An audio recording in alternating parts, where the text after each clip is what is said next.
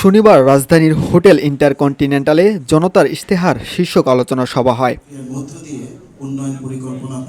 সংবিধানের অধীনেই অন্তর্বর্তী সরকার গঠিত হয়েছে, গণভোটের ব্যবস্থা নেই বলে মন্তব্য করেন বিএনপির স্থায়ী কমিটির সদস্য আমির খসরু মাহমুদ চৌধুরী। অন্তর্বর্তী সরকারটি আছে, এই সরকারটা কিন্তু বর্তমান সংবিধানের পরিপ্রেক্ষিতে এই সরকারটা হয়েছে। বর্তমান সংশোধনের এটাকে মাথায় রেখে কিন্তু বর্তমান অন্তর্বর্তীকালীন সরকার শপথ নিয়েছে বর্তমান সংবিধানকে নিয়ে, এবং এই সংবিধানে গণভোটের কিছু নাই। এই সংবিধানে গণভোটের কিছু নাই।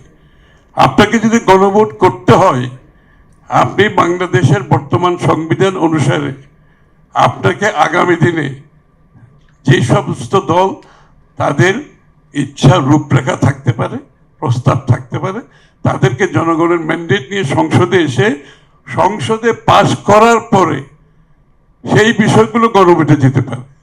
কোনো দাবি নিয়ে কথায় কথায় রাস্তায় নামা ঠিক নয়, পাল্টা কর্মসূচিতে সংঘর্ষের আশঙ্কা থাকে বলে অভিযোগ করেন তিনি। বাংলাদেশের মানুষ সাংঘর্ষিক রাজনীতি দেখতে চায় না। বাংলাদেশের মানুষ স্থিতিশীলতা দেখতে চায়। বাংলাদেশের মানুষ অন্যের সাথে দ্বিমত পোষণ করেও তার মতের প্রতি রেসপেক্ট দেখাতে চায়। এই কালচার আমাদের মধ্যে থাকতে হবে। কথায় কথায় আপনি রাস্তায় যাবেন, এখন অন্য দল যদি আবার তার প্রতিবাদে আবার রাস্তায় যায়, তাহলে কি হবে? সংঘর্ষ হবে না? আরেকটি বড় দল যদি রাস্তায়, বৃহত্তর দল বাংলাদেশে যদি রাস্তায় নামে এগুলোর প্রতিবাদে, তখন তো সংঘর্ষ হবে না। আগামী নির্বাচন নিয়ে কোনো অনিশ্চয়তা নেই। ফেব্রুয়ারির প্রথমার্ধে সুষ্ঠুভাবে নির্বাচন হবে বলে জানান প্রধান উপদেষ্টার প্রেস সচিব শফিকুল আলম। তো এখন যদি পলিটিক্যাল পার্টিগুলো ডিসিশন না নিতে পারে, সেক্ষেত্রে ইন্টারিম গভর্নমেন্টের উপর যেই অর্পিত দায়িত্ব, সেই দায়িত্ব অনুসারে তারা তাদের একটা ডিসিশন নেবে। তো এটা খুব দ্রুতই হবে, এমন না যে অনেকদিন ধরে পরে যে এটা হবে।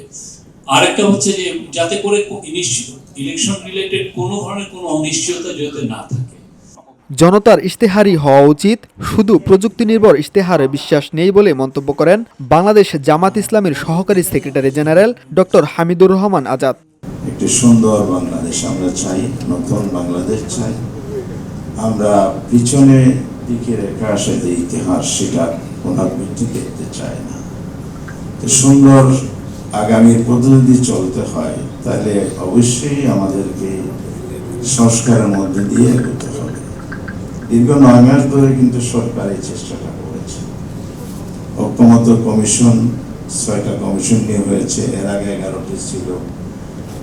সেখানে কি কি বিষয়ে সংস্কার হবে একেবারে সুনির্দিষ্ট হয়ে এজেন্ডা ভিত্তিক আলোচনা হয়েছে। জনগণের আকাঙ্ক্ষা ও দাবি কেন্দ্রেই হওয়া উচিত নির্বাচনী ইশতেহার। প্রযুক্তি নির্ভর প্রতিশ্রুতির চেয়ে বাস্তবমুখী পরিকল্পনা ও জবাবদিহিতা জরুরি বলে মনে করেন বক্তারা। নাইমুল ইসলাম, ভিওডি বাংলা, ঢাকা।